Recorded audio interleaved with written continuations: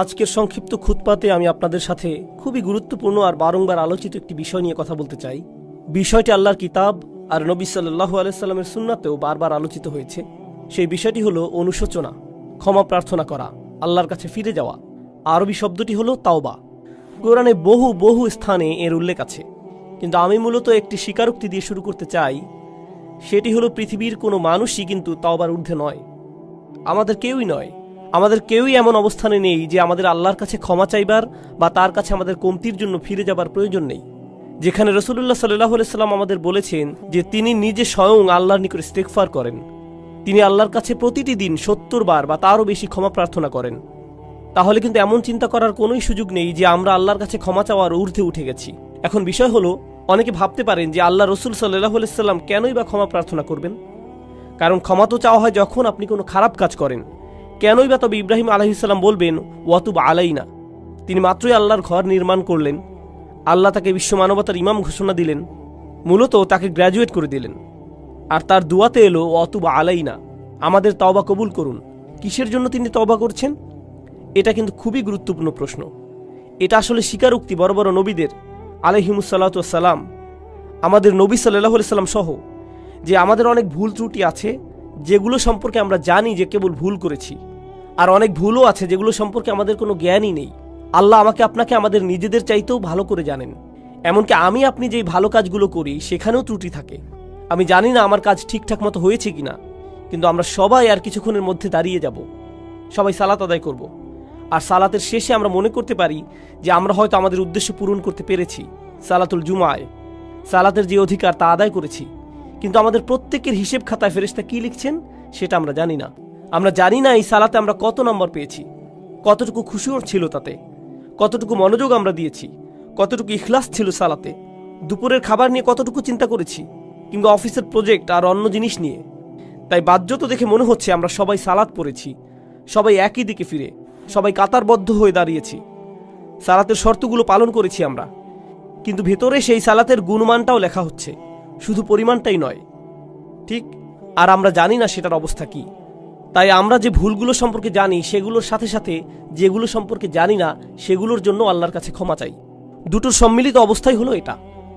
আল্লাহর নবীদের ক্ষেত্রে দেখুন, চিন্তা করুন, আল্লাহ রসুল সাল্লাল্লাহু আলাইহি সাল্লামের চাইতে কে বেশি আল্লাহ আযজা ওয়া জাল্লার দাস হিসেবে তার দিনের সবচেয়ে বেশি খেদমত করতে পারেন? আলাইহিস সালাতু ওয়াস সালাম। কিন্তু তিনি নিজেও সারাক্ষণ চিন্তা করতেন, হয়তো আমি যথেষ্ট করছি না, হয়তো যা করছি তাতে হচ্ছে না, আল্লাহর কাছে আমার ক্ষমা চাইতে হবে আমার সর্বোচ্চ সক্ষমতাটুকু দিয়ে দিতে না পারার কারণে। আর আল্লাহ আযজা ওয়া জাল্লা সর্বক্ষণ কোরআনে আল্লাহর নবীকে সান্ত্বনা দিচ্ছেন যে না না, তুমি ঠিক মতোই করেছো, তুমি যথেষ্ট করেছো, আমি তোমার উপর সন্তুষ্ট, তোমাকে চিন্তা করতে হবে না। কিন্তু আল্লাহ রসুল এর পরেও শান্ত হননি, তারপরেও তিনি আল্লাহর কাছে ইস্তেগফার করেই যাচ্ছেন। এই বিষয় আমি তুলে এনেছি এজন্য যে আমি সহ এখানে কেউই যেন মনে না করি যেহেতু আমি মিম্বারে দাঁড়িয়ে আপনাদেরকে বলছি তাই আমার এসবের দরকার নেই। আপনাদের শুধু প্রয়োজন, সবার মতো আমারও প্রচুর ইস্তেগফার দরকার। প্রত্যেকেরই আল্লাহর কাছে কাকুতি মিনতি করে ক্ষমা প্রার্থনা করা প্রয়োজন। চলুন আমরা প্রথমে সবাই মিলে এই পদ্ধতিটার দিকে একটু লক্ষ্য করি। আমাদের প্রত্যেককে এটা মানতে হবে যে আল্লাহ আযজা ওয়া জাল্লার কাছে ক্ষমা চাইবার আগে আমাদের কিছু পদ্ধতি অবলম্বন করতে হবে। তাই আপনাদের নিকট আমি দুইটা আয়াত নিয়ে কথা বলবো সূরাতুন নিসা থেকে। আয়াত দুইটি নিয়ে বলার আগে অল্প করে প্রেক্ষাপটটা বলে নেই। সেটা হলো, এই আয়াতগুলো প্রাথমিক মাদানী যুগের। যখন নবী সাল্লাল্লাহু আলাইহি সাল্লাম মদিনাতে হিজরত করলেন, তখন নতুন মুসলিম সমাজের একদম শুরুর দিকে নাজিলকৃত আয়াতগুলো, যেগুলোতে সমাজের আইন কানুন বর্ণিত আছে, সেগুলো সবই ছিল মূলত সূরাতুন নিসাতে। যেমন সূরা নিসাতে নাজিল হয়েছে উত্তরাধিকার সম্পর্কিত আইন, কিছু সামাজিক আইন নাজিল হয়েছিল, নারী পুরুষের পারস্পরিক মিথস্ক্রিয়া কেমন হবে, নারী পুরুষের মধ্যে শৃঙ্খলা আর নির্লজ্জতার শাস্তি সম্পর্কে বিস্তারিত আলোচনা হয়েছে। এই সব কিছু গুনাহ আর কিছু বড় পাপ যেমন জিনার আলোচনা করা হয়েছে। আর এর পরপরই তাওবার এই আয়াতগুলো এসেছে, আল্লাহর কাছে ক্ষমা চাইবার আয়াত। এর মানে হলো আল্লাহ আপনার কাছে কিছু জিনিস আশা করেন, যদি সেগুলো পূরণ করতে না পারেন তবে আপনাকে তাওবা করতে হবে। আমি সেই আয়াতগুলোতে ফিরে আসছি, কিন্তু তার আগে কয়েক মিনিটের জন্য অন্য পথে যেতে চাই। দেখুন, আমরা সবাই গুনাহগার, এর কোনো ব্যতিক্রম নেই। আমরা সবাই পাপ করি। হয় আমরা সরাসরি পাপ করি, মানে আল্লাহ যা চান না সেটা আমরা করি, যা দেখা উচিত না সেটা আমরা দেখি, এমন জিনিসে বিনোদন নেই যেগুলো আমাদের জন্য জায়েজ নয়, মুসলিমদের জন্য সেটা উচিত নয়, এমন বিষয়ে সময় অপচয় করি যেখানে করা উচিত নয়, কখনো কখনো প্রশ্নবিদ্ধ উপায়ে অর্থ উপার্জন করি, মুসলিমরা আমরা এমন সব ব্যবসায় জড়িত হয়ে যাই, এমন সব লেনদেন করি যেগুলো সম্পর্কে জানি যে সেটা প্রশ্নবিদ্ধ, তবু আমরা সেগুলো করতেই থাকি এই যুক্তিতে যে দেশের অর্থনৈতিক অবস্থা খারাপ। কি আর করব বলুন, আমাদের পরিবারকে তো খাওয়াতে হবে। এগুলো জায়েজ করতে আমরা প্রচুর অজুহাত দাঁড় করাই, এগুলো ব্যবসায়িক লেনদেন হোক বা না হোক। এছাড়া শুধু তাই নয়, আমরা অনেক সময় আমাদের পরিবারের সাথে অন্যায় আচরণ করি। আমাদের স্ত্রী, আমাদের সন্তান, আমাদের ভাই, আমাদের কাজিনদের সাথে আমরা দ্বন্দ্বে জড়িয়ে পড়ি, উত্তরাধিকার নিয়ে অন্যায়ভাবে ঝগড়া শুরু করে দেই। কত ধরনের অন্যায় কাজই তো আমরা করি। আর আমাদের দৈনন্দিন জীবনেও আমরা সহজেই রেগে যাই, মুখের ভাষার নিয়ন্ত্রণ হারিয়ে ফেলি, বাজে শব্দ ব্যবহার করি, একে অন্যের গীবত গাই, আমরা মিথ্যা বলি, ছোটখাটো মিথ্যাকে গুরুত্বপূর্ণ মনে করি না, তাই না? আপনার বস ফোন দিয়েছে, আপনি ঘর থেকে বেরই হননি, কিন্তু আপনি বললেন আমি একদম অফিসের কাছেই। না, আপনি তো অফিসের কাছে নন, আপনি 10 মাইল দূরে। কিন্তু বসকে একটু মিথ্যা তো বলতেই হবে, তাই না? আমরা এসবকে তেমন কিছু মনে করি না। তাই কেউ যদি বসে বসে নিজের যত পাপ আছে সব নিয়ে চিন্তা করে, অন্তত যেগুলো মনে পড়ে সেগুলো নিয়ে। মনে আছে খুতবার শুরুতে বলেছিলাম, অনেক পাপ আছে যেগুলো আমরা মনেও করতে পারি না। এত পাপ আছে যা আল্লাহ আমাদের থেকে ভালো জানেন যে কোথায় আমাদের পাপ হয়েছে। আর এগুলো তো শুধুই গুনাহের কাজগুলো, কিন্তু আমাদের ভালো কাজে যেসব ভুল হয়েছে সেগুলো তো অগণিত। অন্য ভাষায় বললে, যেমন আমি বললাম সালাত, দুয়া, অজুর মতো সহজ জিনিসগুলো, আমাদের অজুতে কত রকম ভুল ছিল, আমাদের সালাতে কতগুলো ত্রুটি ছিল, আল্লাহর কাছে দোয়ার সময় আমরা কতটুকু মনোযোগ দিচ্ছিলাম। খুব জনপ্রিয় একটা ঘটনা মনে পড়ে গেল, আমি প্রায় এটা বলি। আলী রাদিয়াল্লাহু তাআলা আনহু এক লোকের পাশ দিয়ে যাচ্ছিলেন, সে ইস্তেগফার করছিল, সে শুধু আল্লাহকে ক্ষমা করতে বলছিল আস্তাগফিরুল্লাহ আস্তাগফিরুল্লাহ আস্তাগফিরুল্লাহ। সে শুধু এটা বলেই যাচ্ছিল, মুখস্থ বলছিল। আর তিনি তাকে দেখে বললেন, তোমার ইস্তেগফার প্রয়োজন, তাই না? যেভাবে আল্লাহকে বলছো ক্ষমা করতে, কি এসব? তুমি শুধু পাখির মতো উচ্চারণ করেই যাচ্ছ, এর অর্থ সম্পর্কেও তুমি জানো না। দেখে মনে হচ্ছে তুমি আসলে চাচ্ছও না, শুধু কসরতের মতো করছো। ইস্তেগফার তো এমন হবার কথা নয়, আন্তরিকভাবেই তোমার পাপের জন্য অনুশোচনা হবার কথা। তাই প্রথম যেই কথা আপনাদের বলতে চাই তা হলো, আমরা প্রতিনিয়ত প্রচুর মন্দ কাজ করি, আমরা প্রচুর ত্রুটি করি। আমাদের বাম দিকের ফেরেশতা খুবই ব্যস্ত থাকেন, তার প্রচুর লেখালেখি করতে হয়। আর কেউ যখন আসলেই এসব নিজের ক্ষেত্রে চিন্তা করে, দুইটি জিনিস সঙ্গেই হয়, দুটি জিনিস সাথে সাথেই হয়ে যায়। সেগুলোর একটি হলো যে সে আবেগ আচ্ছাদিত হয়ে যায়, সে মনে করে আমি তো ধ্বংস হয়ে গেলাম, আমার তো জান্নাতে ঢুকবার কোনো উপায়ই নেই, আমি যা যা করেছি এর কারণে সেখানে তো আমার কোনো স্থানই হবে না। এটা হলো একটা বিষয়, আর এটা কিন্তু ভালো ব্যাপার নয়, সেটা একটু পরে বলছি। আরেকটা জিনিস যা হয় সেটা মোটামুটি ভালো, সেটা হলো আপনি অন্য মানুষ সম্পর্কে অতিরিক্ত চিন্তা করা বন্ধ করে দেন। দেখুন, আপনি যখন অন্য মানুষ কি কি ভুল করছে সেটা নিয়ে ব্যস্ত থাকেন, তাদের ভুল, তাদের পাপ, সেই ভাই এমন করছে, ওই বোন এমনটা করছে, এগুলো কিসের লক্ষণ জানেন? তা হলো আপনি আপনার নিজের সম্পর্কে চিন্তিত নন। আপনি নিজের ব্যাপারে এতই নিশ্চিন্ত যে অন্যকে নিয়ে ভাববার অনেক সময় আপনার আছে। এর অর্থ হলো এটাই। এর মানে হলো আমরা নিজেদের ভুল ত্রুটি, নিজেদের পাপ নিয়ে চিন্তিত নই, বরং অন্যদের ছোটখাটো ভুল নিয়ে চিন্তা করার প্রচুর সময় আমাদের হাতে, সেটাই এটার অর্থ। তাই আমরা যদি নিজেদের পাপ নিয়ে চিন্তা করি, তাহলে অন্যেরা কি কি করেছে সেটা নিয়ে এত না ভেবে নিজেদের অবস্থা সম্পর্কে বেশি দুশ্চিন্তা করতে পারবো। এখন আপনি যদি সত্যি সত্যি নিজের অবস্থা নিয়ে চিন্তাবোধ করেন আর ভয়ে আচ্ছন্ন হয়ে পড়েন যে আমার কোনো আশাই নেই, আমার জন্য কোনো ক্ষমাই নেই, তাহলে এই সময় আমাদের আল্লাহ আজ্জা জাল্লার হৃদায়তের প্রয়োজন। কারণ খুবই কষ্টকর আর দুঃখজনক অবস্থা এটা। দেখুন, সবচাইতে কষ্টকর আর সবচাইতে ক্ষতিকর মানসিক অবস্থা হলো একদম নিরাশ হয়ে যাওয়া। সবচাইতে ক্ষতিকর মানসিক অবস্থা এটা। এমনকি অমুসলিমরাও, তারা যখন একেবারে আশাহীন হয়ে যায়, তখন ড্রাগ ওভারডোজ করে, কেউ কেউ আত্মহত্যা করে, সব ধরনের অপরাধ করতে থাকে। যখন তারা নিরাশ হয়ে থাকে, নিজেদের নিয়ে আর কোনো আশাই বাকি থাকে না, তখন যা ইচ্ছা তাই করতে থাকে। যখন কেউ নিজের আত্মার একেবারে নিম্নতর অবস্থায় চলে যায়, তখন সেই মানুষের মনে আর কোনো প্রকার আশারই অস্তিত্ব থাকে না। কিন্তু আল্লাহ আজ্জা জাল্লা আমাদের আশাহীন করে রাখেননি। আল্লাহ রসুল সাল্লাল্লাহু আলাইহি সাল্লাম আমাদের অনেক আগেই বলে গিয়েছেন, কুল্লু বানি আদম খাত্তাউন, প্রত্যেক আদম সন্তান ভুল করে। অন্তত এখন তো আমরা জানি এই কথাটি, আল্লাহ রসুল নিজেও স্বীকার করেছেন সাল্লাল্লাহু আলাইহি সাল্লাম। কিন্তু এরপর তিনি বলেন, ওয়া খায়রুল খাত্তাইন আত-তাওয়াবুন, ভুলকারী মানুষদের মধ্যে সর্বোত্তম হলো যারা আল্লাহর কাছে ফিরে আসে, তারা ফিরে এসে আল্লাহর কাছে ক্ষমা চায়। অন্যভাবে বললে, আল্লাহ এই দরজা আমাদের জন্য খুলে রেখেছেন। যত পাপই আমরা করি না কেন, আল্লাহ আমাদের পুরো আমলনামা মুছে পরিষ্কার করে দিতে রাজি আছেন, কিছু থাকবে না। যে কোনো সমাজে যদি কোনো অপরাধ করেন, সেটা আপনার পার্মানেন্ট রেকর্ডে চলে যাবে, সেটা আর মোছা যাবে না, সেটা আর সরানো যাবে না, সেটা ওখানেই থাকবে, আজীবন থাকবে, যেন কালো এক মেঘ আপনার উপর। যেসব মানুষ যে কারণেই হোক এসবের মধ্য দিয়ে গিয়েছেন, বের হবার পর তাদের চাকরি খুঁজতে খুব কষ্ট হয়েছে। কেউ তাদের ব্যাকগ্রাউন্ড চেক করলে আর চাকরি দেয় না, কারণ তাদের রেকর্ডে কিছু একটা আছে। আল্লাহ আজ্জা জাল্লাহ আপনার আমলনামা একেবারেই মুছে দেবেন, যদি আমি আন্তরিকভাবেই আল্লাহর দিকে ফিরে যেতে প্রস্তুত থাকি। যদি আসলেই আমরা চাই এমনটা, আমরা যদি সত্যি আন্তরিক হই, তবে আল্লাহ সুবহানাহু ওয়া তাআলা শুধু কথার কথা বলছেন না, তিনি আসলেই আন্তরিক এক অন্তর চান, যে তার দিকে ফিরে আসবে। এমন অন্তর যা তার নিজের কীর্তির ব্যাপারে সত্যিকার অর্থে লজ্জিত থাকবে। যদি আমরা এমন করতে পারি, তবে আল্লাহ একেবারে শুরু থেকেই শুরু করবেন আমাদের জন্য, একেবারেই ফ্রেশ স্টার্ট দেবেন। এই আশার আলোই আল্লাহ আজ্জা জাল্লাহ আমাদের সূরাতুল ফুরকানে দিয়েছেন। তিনি আসলেই চরম পদক্ষেপ নিয়েছেন এখানে। তিনি শুধু বলছেন না যে আমাদের পাপ ক্ষমা করে দিবেন, তিনি বলছেন ফাউলাইকা ইউবাদদিলুল্লাহু সাইয়্যাতিহিম হাসানাত, সেসব মানুষ যারা আসলেই আল্লাহর কাছে ফিরে তওবা করে, আমি তাদের সকল পাহাড় পরিমাণ পাপ কর্ম নিয়ে ভালো কাজে পরিবর্তন করে দেব। অন্যভাবে বললে, শুধুমাত্র আন্তরিকভাবে যদি আপনি আল্লাহর কাছে ফিরে আসেন, তবে আপনাকে যে শুধু লাখো পাপ কর্মের জন্য উত্তর দিতে হবে না তা নয়, বরং তিনি আপনার লাখো পাপ কাজকে লাখো পুণ্যে রূপান্তরিত করে দিবেন। শুধুমাত্র আপনি তাওবা করেছেন এজন্য, শুধুমাত্র এটার জন্যই, শুধুমাত্র এই একটি জিনিস তিনি আমাদের থেকে চাচ্ছেন। আল্লাহ আজ্জা জাল্লাহ আমাদের জীবন আর কতই বা সহজ করবেন। দেখুন, যেসব মানুষ সারাক্ষণ গুনাহ করতেই থাকে, শয়তান তাদের কাছে এসে বলে, তুমি তো এমনিতেও জাহান্নামে যাবে, তার চেয়ে বরং আনন্দ করেই নাও। শয়তান আসলেই এমন বলে, আর তারাও এভাবেই চলতে থাকে। আরে ধুর, আমি আর কি বা করব, তুমি জানো না ভাই, আমি একেবারেই ব্যর্থ, আশাহীন, তার চেয়ে বরং পুরোটা এনজয় করে নিই। শয়তানের প্রত্যেকটি ওয়াসওয়াসা শুনি, ফাটাফাটি করেই যাই দুনিয়া থেকে, জীবন তো একটাই, এরপর মরে যাব, এটাই হলো তাদের চিন্তা। এমন মানসিকতার জন্য আপনাকে অভিনন্দন। আল্লাহ আজ্জা জাল্লাহ আমাদেরকে কি বলছেন? ইল্লা মান রাহিমা রাব্বুক ওয়ালিযালিকা খালাকাহু মা ইয়াফআলুল্লাহু বিআযাবিকুম। আল্লাহ বলছেন, তোমাদেরকে শাস্তি দিয়ে আল্লাহ কি পাবেন? মনে করো আল্লাহ চান তোমাদেরকে শাস্তি দিতে?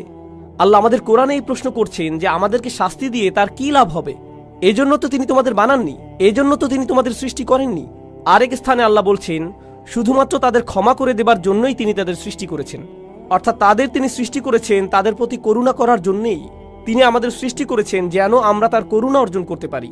তিনি বলেননি তিনি আমাদের জাহান্নামের জন্য বানিয়েছেন, তিনি আমাদের করুণা অর্জনের জন্যই বানিয়েছেন। তিনি আমাদের করুণা করতে চান, এজন্য এই দরজা খুলে রেখেছেন। তিনি আমাদের এক পা আগাতে বলছেন, বাকিটুকু তিনিই পূরণ করে দেবেন। বেশি কিছু করতে হবে না আপনাকে, শুধু তার দিকে একটুখানি ফিরে আসুন, একটুখানি তাকে দিন, আর তিনি সেই দরজাগুলো খুলে দিবেন। এখন এই ভূমিকার শেষে আপনাদেরকে সূরা নিসার 2টি আয়াত নিয়ে বলতে চাই, যেগুলোকে আমি সবচাইতে গুরুত্বপূর্ণ আয়াত মনে করি। এই আয়াতগুলোর জন্য আপনাদেরকে প্রস্তুত করতে বলে নেই, এটা হলো আমার আর আপনাদের জন্য একটা হোমওয়ার্ক। সাধারণত খুতবা থেকে হোমওয়ার্ক অ্যাসাইনমেন্ট দেওয়া হয় না, কিন্তু আমি একটা দিচ্ছি। আমি চাচ্ছি আপনারা বাসায় যে এক টুকরা কাগজ নিয়ে তাতে আপনার মতে একটা পারফেক্ট দিনের বর্ণনা লিখুন। যদি আজকে রাতে ফেরেশতা আসে আপনার আত্মা নিয়ে যেতে, যদি মৃত্যুর ফেরেশতা আপনার জান কবজ করতে আজকে রাতে আসে, আর মুসলিম হিসেবে দিন যেমন হওয়া উচিত ঠিক তেমনটি আমার ছিল কিনা, তাহলে আমি অন্তত বলতে পারবো যে আমি মুসলমানের মৃত্যু পেয়েছি, আমি পুণ্যবান মৃত্যু পেয়েছি, সুন্দরভাবে মারা গিয়েছি। এরকম দিন দেখতে কেমন হবে? কোন সময় ঘুম থেকে উঠবো আমি? আমার স্ত্রী সন্তানদেরকে কি বলবো? কোন সময়ে আর কোথায় নামাজ পড়বো আমি? হয়তো আমি অফিসেও যাব সেদিন, কিন্তু সেখানে আমার আচরণ কেমন হবে? সেক্রেটারির সাথে কিভাবে কথা বলবো? আমার চোখ কোথায় থাকবে? আমি কম্পিউটারে কি দেখব? আমার বসের সাথে কতটা সৎ থাকবো আমি যদি জানি সেই রাতেই ফেরেশতা আসবে, তবে সেই দিনটা কেমন যাবে? মুসলিম হিসেবে একটা পারফেক্ট দিন দেখতে কেমন হবে? এই দিনটি কিন্তু আপনার ক্ষমার বাইরে যাবার দরকার নেই। দিনটি হতে পারে যে কোনো সাধারণ দিন, আপনার যা করা উচিত তাই করছেন। এতে যেসব জিনিস থেকে দূরে থাকার কথা আপনি দূরেই থাকছেন, খুব একটা কঠিন না। কিন্তু আপনি যদি বিস্তারিত রুটিন করতে চান নিজের জন্য, আমরা সবাই এক এক রকম, আমিও ভিন্ন রকম, কিন্তু যদি নিজের একটা বিস্তারিত রুটিন বানান যেখানে পারফেক্ট একটি দিন কাটাবেন, আর সেই দিনের সবচাইতে গুরুত্বপূর্ণ অংশ হলো দিনটির খুঁটিগুলো। একটি বিল্ডিংকে যেভাবে খুঁটিগুলো ধরে রাখে ঠিক সেভাবে, তাই না?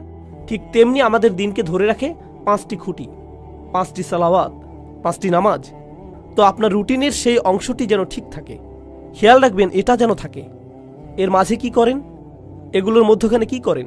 ইন্নাস সালাতা কানাত আলাল মুমিনিনা কিতাবাম মাওকুতা। যেটা অর্জন করা সম্ভব সেটার প্রতি আমার আপনার কাজ করা উচিত। এটা আমি আপনি কিন্তু অর্জন করতে পারি। আমার দৈনন্দিন চিত্র এমনই হওয়া উচিত। কিন্তু কেন এমন হয় না দিনগুলো? কেন দেরিতে ঘুম থেকে উঠি আমি? সম্ভবত দেরিতে ঘুমাতে যাই, তাই। কেন এত দেরিতে ঘুমাতে যাই? কারণ সম্ভবত মধ্যরাত পর্যন্ত আমি মুভি দেখি। সম্ভবত সেটা বন্ধ করে সময় মতো ঘুমাতে যাওয়া উচিত আমার। কেন দোয়া করার সময় আমার কখনো কান্না আসে না? সম্ভবত আমি অনেক দিন যাবৎ আল্লাহর ঘরে যাইনি, তার কাছে যাইনি। শুধুমাত্র সেখানে যাই জুমার সময়, তাও আবার যখন তা একেবারে শেষের দিকে, যেন আবার নিজের জীবনে ছুটে যেতে পারি। কেন প্রত্যেকবার সালাতে যখন সিজদায় যাই উঠে দাঁড়ানোর জন্য ছটফট করি? যেমন সুবহান রাব্বিল আযীম, সুবহান রাব্বিল আলা, যেন এমনটা এতই তাড়াতাড়ি বলি আমি, কারণ আমার সেখানে বেশিক্ষণ থাকতে ইচ্ছে হয় না। আমার তো অনেক কাজ আছে, আমার জরুরি কাজ শেষ করতে হবে, তাই না? আল্লাহর সামনে নিজের মাথা নিচু করার চাইতে জরুরি আর কি হতে পারে? আমি বুঝি না আমরা কিভাবে নিজেদের বুঝ দিতে পারি এটা নিয়ে। সেই একটি জিনিস যা আল্লাহ তাকে করতে বলেছিলেন, সেই একটি জিনিস যা সে করতে অস্বীকার করেছিল, এই একটি জিনিস আমাদের তিনি প্রতিদিন করতে বলেছেন। আর আমরা যদি করিও সেটা যেন কৌতুক, কোনো রকম করে দৌড়। এটা তো কিছুই না। কি এটা? সিজদা। এজন্যই আপনার উচিত দিনের রুটিন বানানো। এখন আয়াতটি শুনুন, ইন্নামাত তাওবাতু আলাল্লাহ। তাওবা শুধুমাত্র আল্লাহর জিম্মাদারিতে। আল্লাহ যে শব্দটি বলেছেন, ইন্নামা কালিমাতাল হাসাল বিহাদিহিল আয়াহ, এই শব্দের মানে কি? এর মানে হলো আল্লাহ যা বলবেন এখন তা হলো একটি বিশেষ চুক্তি, শুধুমাত্র নির্দিষ্ট কিছু ব্যক্তির উপর কার্যকর করা হবে, সবার জন্য এটা না। এটা শুধুই তাদের জন্য যাদের বর্ণনা এখন দেয়া হবে। তিনি বলছেন আল্লাহ, কিছুই আল্লাহর উপর বাধ্যতামূলক নয়। আল্লাহ কিছুই করতে বাধ্য নন, শুধুমাত্র যা নিজের উপর বাধ্যতামূলক করেন সেগুলো ছাড়া। তিনি বলছেন আল্লাহ, আল্লাহর উপর এটা বাধ্যতামূলক যে তিনি নির্দিষ্ট ব্যক্তিদের তাওবা কবুল করবেন। আল্লাহ কিছু মানুষের তাওবা কবুল করাকে নিজের উপর আবশ্যক করে নিয়েছেন। কারা এই লোক? লিল্লাযীনা ইয়ামালুনা সুআ বিজাহালাতিন, সেই লোক যারা পাপ করে। এখানে আমি সাধারণ অনুবাদ করে দিচ্ছি, যারা পাপ করে। আল্লাহ মাত্রই বললেন তিনি নিজের জন্য যারা পাপ করে তাদের ক্ষমা করা বাধ্যতামূলক করে নিয়েছেন। তিনি কিন্তু আরও বলেছেন, চলুন দেখি এই লোকগুলো কারা। আর সেটার আগে ইয়ামালুন শব্দের প্রতি একটু মনোযোগ আকর্ষণ করছি। ইয়াফআলুন শব্দের তুলনায় আরবি ভাষায় কিছু করা বোঝাতে দুইটি শব্দ আছে, ইয়াসনাউনও আছে। এগুলো সবই কিছু করা বোঝাতে ব্যবহৃত হয়। ইয়ামালুন মানে হলো আপনার উদ্দেশ্য ছিল, এমন না যে আপনার ভুল হয়েছে, বরং আপনি করেছেন, আপনি জানতেন কি করছেন, আপনি ভুল করেছেন। এটা এমন না যে আপনি কিছু একটা বলে ফেললেন কিন্তু বলার সময় খেয়াল ছিল না যে ভুল করছেন, সেটা উদ্দেশ্যহীনভাবে। আমি উদ্দেশ্যের কথা বলছি, এটা কোনো ভুল নয়। তওবার প্রথম ধাপ হচ্ছে আমাকে আপনাকে অন্তত স্বীকার করে নিতে হবে যে পাপ করেছি। অজুহাতের পেছনে লুকানো বন্ধ করতে হবে। আল মাআজিরু মাকাজির, অজুহাত হলো মিথ্যে কথা। অজুহাত মানে এটাই, আপনি যদি অন্তত নিজের সাথে সৎ থেকে বলতে না পারেন যে হ্যাঁ আমি ভুল করেছি, আমি পাপ করেছি, কোনো অজুহাত নেই। যেমন আমি আর অজুহাত দিতে পারবো না, আমি আমার অজুহাতের পেছনে লুকাবো না, তাই না? প্রত্যেকবার কোনো ভুল হয়ে গেলে শয়তান এসে বলে না না এটা তোমার দোষ না, সমাজের দোষ। তুমি অনেক চাপের মাঝে ছিলে, তুমি অনেক চাপের মধ্যে ছিলে, তুমি তখন খুবই রেগেছিলে, তোমার বন্ধুর দোষ ওটা, অমুকের দোষ সেটা, তারা তোমাকে বাধ্য করেছে, সে তোমাকে বাধ্য করেছে, এজন্যই এমনটা হয়েছে, খুবই গরম ছিল সেদিন, খুবই ঠান্ডা ছিল সেই দিন। সুবহানাল্লাহ, কত অজুহাত চলে আসবে আপনার ভেতর। আর যেটা করবেন না তা হলো নিজের ভুল স্বীকার করা। আল্লাহর কাছে ফিরে আসার প্রথম ধাপই হলো আমাকে আপনাকে আমাদেরকে স্বীকার করতে হবে যে আমরা পাপ করেছি। এটা অপমানজনক। মানুষ অজুহাত কেন দেয় জানেন? কারণ নিজের ভুল স্বীকার করাটা বিব্রতকর, এটা বিব্রতকর। আর যখন আপনি নিজেকে আল্লাহর সামনে বিব্রত করতে পারবেন, সেটাই প্রমাণ করে যে আল্লাহর সামনে আপনার আর কোনোই অহংকার নেই। আল্লাহ আমার আপনার কাছে বিনয় চান, তিনি আমাদের অহংকার দেখতে চান না, তিনি আমাদের গর্ব দেখতে চান না, তিনি এমনকি এতটুকু কিবর দেখতে চান না, মিসকাল হাব্বাতিন মিনাল কিবর, এতটুকুও না। তিনি আমাদের মাঝে এতটুকু অহংকারও দেখতে চান না। তাই নিজের পাপ স্বীকার করলে অহংকার দূর হয়ে যায়, এভাবেই এটা দূর হয়। তাই আমরা আল্লাহ আজ্জা জাল্লার কাছে আমাদের ভুল স্বীকার করি পরিষ্কারভাবে।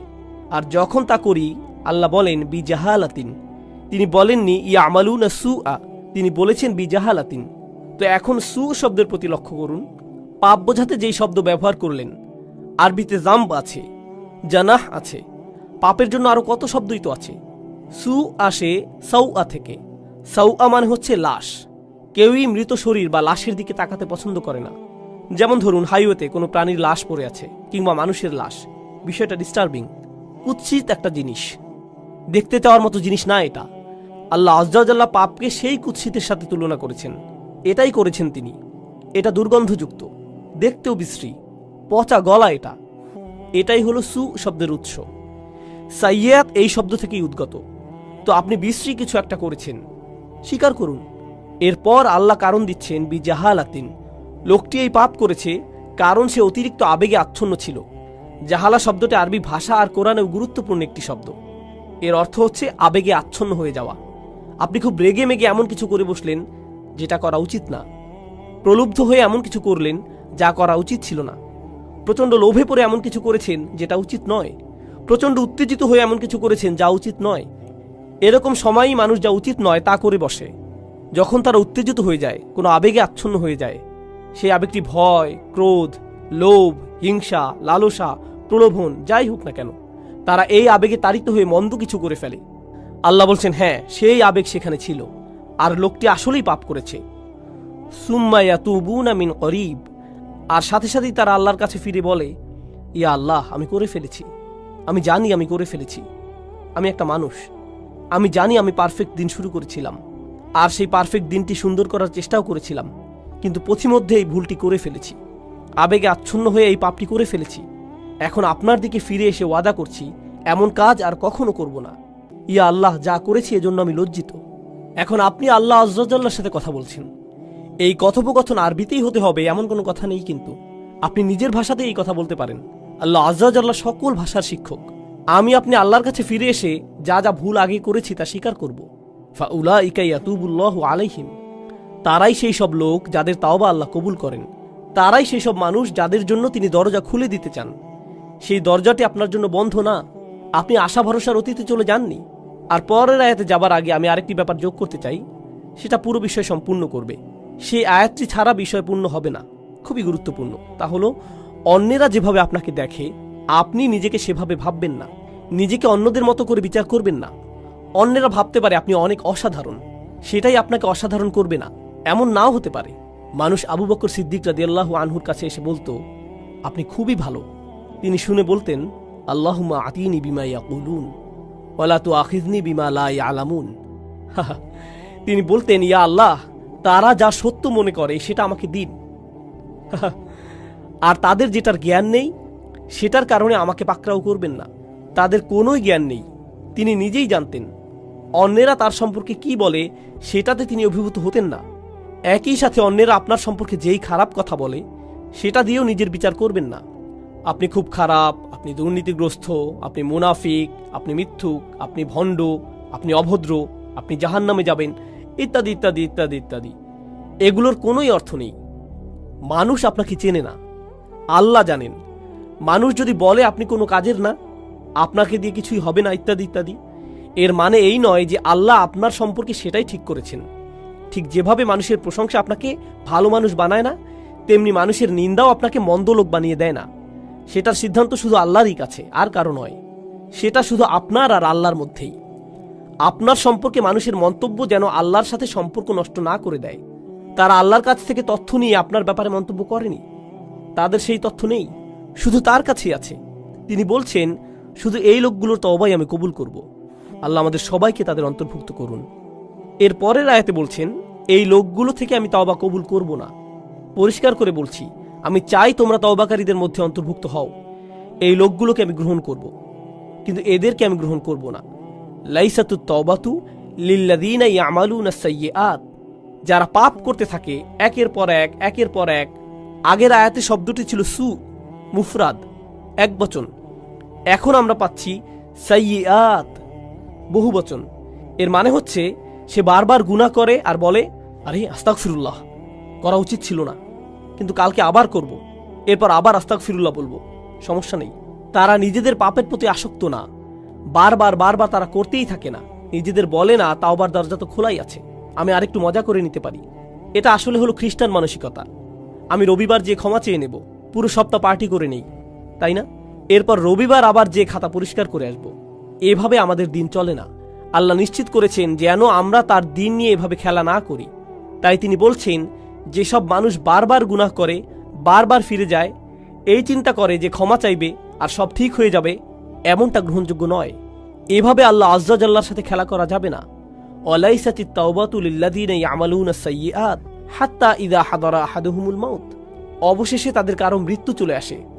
ক্বালা ইন্নী তুবতুল আন, আমি আসলেই তওবা করছি, এই শেষ, আর কখনো করব না। একবার আমি প্লেনে যাচ্ছিলাম, আর সাধারণত যখন প্লেনে চড়ি আমি ঘুমিয়ে যাই। তো আমি যাচ্ছি আর আমার আশেপাশে দেখছি মানুষজন তাদের আইপডে অথবা আইপ্যাডে বা তাদের ল্যাপটপে বসে মুভি দেখছে, অথবা তাস খেলছে, গান শুনছে, প্লেনে বসে মাথা দুলাচ্ছে, তাই না? তো ঘুম ভেঙে দেখি প্লেন হঠাৎ 50 ফিটের মতো নেমে গেছে, কেবিনের প্রেশার বদলে গেল, মালাকুল মৌতের কাপগুলো নেমে এলো, তাই না? তখন আশেপাশে সবাইকে কি করতে দেখেন? সবাই দোয়া করছে, একেবারে সবাই। ও আল্লাহ, আমি সরি, আমি সরি, আমি সরি। সবাই এমন করছে। কি ধর্ম সেটা আসে যায় না, সবাই দোয়া করছে। এরপর ক্যাপ্টেন ক্ষমা চাইল, কাপগুলো উপরে উঠে এলো, প্লেন আবার স্থির হলো। এরপর কি হয় বলুন তো? প্লে বাটন আবার চাপ দেয়। আর অসাধারণ সিন দেখছিলাম তো আমি। আবার তারা স্বাভাবিক হয়ে যায়। এটাই হলো আল্লাহ আয্যা জাল্লার সাথে ক্রিয়া কৌতুক। মৃত্যু যখন চলে আসে তখন তারা ক্ষমা প্রার্থনা করতে থাকে, ইন্নী তুবতুল আন ওয়ালাল্লাযীনা ইয়ামুতুনা ওয়া হুম কুফফার। কিংবা তারাও না যারা অবিশ্বাসী অবস্থায় মারা যায়, মানে যারা তাওবা নিয়ে খেলা করে, আর যারা কুফফার অবিশ্বাসী অবস্থায় মারা যায়, আল্লাহর কাছে দুটোই সমান। তিনি তাদের একই আয়াতে ফেলেছেন, একইভাবে বিচার করছেন তাদের। আমি তাদের তওবা কবুল করব না যারা অবিশ্বাসী অবস্থায় মারা যায়, আর আমি তাদেরও ক্ষমা করব না যারা বারবার পাপ করতেই থাকে, মনে করে যে খেলা করছে। তারা বারবার করতেই থাকে, শুধুমাত্র তারা মনে করে যে তারা পার পেয়ে যাবে, কিন্তু এমনটা হবে না। উলাইকা আ'তাদনা লাহুম আযাবান আলীম, তারাই সেই সব মানুষ যাদের জন্য কষ্টকর শাস্তি প্রস্তুত করেছি। আল্লাহর সাথে আমাদের আচরণ হবে প্রথমত নিজের ভুল স্বীকার করা, দ্বিতীয় ধাপ আল্লাহর দিকে ফিরে যেয়ে তার কাছেই পাপ থেকে বের হবার দোয়া করা, আর তিনি সেটা করবেন। আপনি বলবেন না যে গুনাহটি আমার থেকে বেশি শক্তিশালী, কারণ আল্লাহ বলছেন লা ইউকাল্লিফুল্লাহু নাফসান ইল্লা উসআহা। আল্লাহ কারো উপরই সাধ্যাতীত বোঝা চাপিয়ে দেন না। আপনি সামলাতে পারবেন বলেই আপনাকে মানুষ হিসেবে বানানো হয়েছে। আপনি আপনার পাপের চাইতে শক্তিশালী, আল্লাহ আয্যা জাল্লা সেটা জানেন। আপনি নিজেকে প্রবোধ দেবেন না, নিজেকে ভুল বুঝিয়ে বেঁচে যাবেন না। আপনি যেই পাপে জর্জরিত থাকেন না কেন, আপনি সেটার চাইতে শক্তিশালী। এটাই আল্লাহ আমার আপনার জন্য করেছেন। তিনি আমাদেরকে সম্মানিত করেছেন। তিনি আমাদেরকে সম্মানিত না করলে আমাদের পাপ আমাদের চাইতে শক্তিধর হয়ে যেত, শয়তান আমাদের চাইতে ক্ষমতাধর হয়ে যেত। ইন্না ইবাদি লাইসা লাকা আলাইহিম সুলতান, আমার বান্দার উপর তোমার কোনো কর্তৃত্বই থাকবে না। আল্লাহ শয়তানকে বলেছিলেন তোমার কোনো কর্তৃত্ব থাকবে না তাদের উপর, অর্থাৎ সমস্ত মন্দের উৎস শয়তানের কোনো ক্ষমতাই নেই মানুষের উপর। তাই আমাদের অজুহাত দেবার আর কোনো কারণ নেই। আপনি আপনার পাপ স্বীকার করুন, আমরা আল্লাহর দিকে ফিরে গিয়ে আমাদের ভুলকে মেনে নেই। এরপর আন্তরিকভাবে আল্লাহর কাছে ওয়াদা করুন যে এসব থেকে দূরে থাকবেন। আন্তরিকভাবে আল্লাহর কাছে ওয়াদা দিন এসব থেকে দূরে থাকবার। আপনার ক্ষমতায় যতটুকু আছে তা দিয়ে জীবন বদলে দেবার চেষ্টা করুন। সেই পাপ থেকে দূরে থাকুন, সেটা মন্দ বন্ধুদের থেকে আসুক, কিংবা কম্পিউটারের সাথে একা থাকার মাধ্যমে হোক, কিংবা অফিসের কলিগদের থেকে, যেখান থেকেই আসুক না কেন, আপনার জীবন থেকে সেসব বদলানোর চেষ্টা করুন। এটাই হলো তাওবা। সেটা অলসতার তাওবা হতে পারে। আপনি হয়তো ফজরের অনেক পরে উঠে কাজা পড়েন, আহা কাজাটা পরে নেই, তবে এটাই আপনার কাছে নর্মাল হয়ে গেছে, সিরিয়াসলি আর নেন না এটা। আপনি বলেন আমি চেষ্টা করেও পারি না। অবশ্যই পারেন। রাতে মুভি দেখা বন্ধ করে আল্লাহর সামনে দাঁড়ান, অজুহাত দেওয়া বন্ধ করুন, নিজেকে প্রবোধ দেওয়া বন্ধ করুন। আল্লাহ আয্যা জাল্লা এই জাতিকে তখনই উপরে তুলবেন যখন এই জাতি তওবার জাতি হবে, যখন আমরা আমাদের তওবা দ্বারা পরিশুদ্ধ হব। আল্লাহ আয্যা জাল্লা আমাদের সবাইকে তার ক্ষমা চাইবার ক্ষেত্রে আন্তরিকতা দান করুন। আল্লাহ আয্যা জাল্লা আমাদের তওবা গ্রহণ করুন, দিনে দিনে আরো ভালো মুসলিমে পরিণত করুন। আল্লাহ আয্যা জাল্লা যেন আমাদের শক্তিশালী সুন্দর মুসলিম পরিবার গড়ে তোলার সামর্থ্য দেন, যারা এই দ্বীনের সৌন্দর্য বিশ্বের সামনে তুলে ধরতে পারবে। বারাকাল্লাহু লি ওয়া লাকুম ফিল কুরআনিল হাকিম ওয়া নাফা'নি ওয়া ইয়্যাকুম বিল আয়াতি ওয়া যিকরিল হাকিম। হাশরের মাঠে কেউ কাউকে চিনবে না। এখনই ফিরে আসুন আর নিজের জন্য আমল করুন। সবাই কমেন্টে লিখুন, আল্লাহ আমাকে হেফাজত করুন।